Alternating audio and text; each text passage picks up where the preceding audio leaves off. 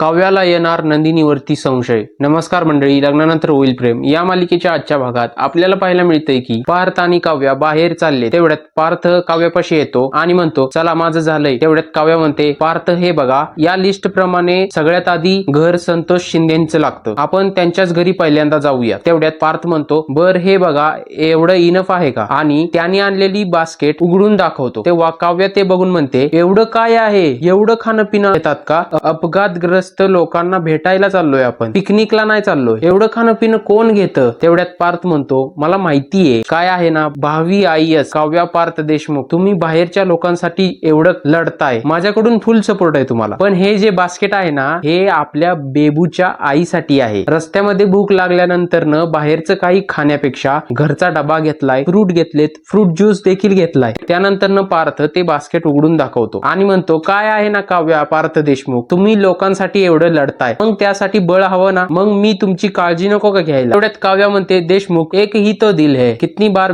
जीतोगे? तेव्हा पार्थ म्हणतो, हर बार. त्यानंतर काव्या म्हणते, चला आपल्याला जायला हवं. आपला पहिला विटनेस आहे संतोष शिंदे. तेवढ्या तिकडे पुढील भागात आपल्याला पाहायला मिळते की नंदिनी आणि जीवा सिटी हॉस्पिटल मध्ये आलेले आहेत. तेव्हा नंदिनी जीवाला म्हणते की जीवा, आपण हे सगळं ठीक तर करतोय ना? तेव्हा जीवा नंदिनीला म्हणतो, आपण दोघे बरोबर आहे ना? जोपर्यंत आपण दोघं बरोबर आहोत ना, तोपर्यंत सगळं काही ठीक होईल. तेवढ्या तिकडे आपल्याला पाहायला मिळतंय की हॉस्पिटलमध्ये आर्या, नंदिनी, जीवा आणि वकील असतात. तेव्हा वकील म्हणतात, या करारानुसार जन्मेजय विक्रम देशमुख व नंदिनी जन्मेजय देशमुख यांच्यासाठी सरोगेस माता म्हणून गर्भधारणा करण्यासाठी आर्या सावंत यांची सहमती आहे. तेवढे तिकडे त्या फॉर्म वरती सही करताना आर्याला खूप विचार करावा लागतोय. तिच्या मनात काय चाललंय बरं? आता पुढील भागात नेमकं काय होईल? आर्या करेल का त्या फॉर्म वरती सही? तुम्हाला काय वाटतंय? कमेंट बॉक्स मध्ये नक्की सांगा.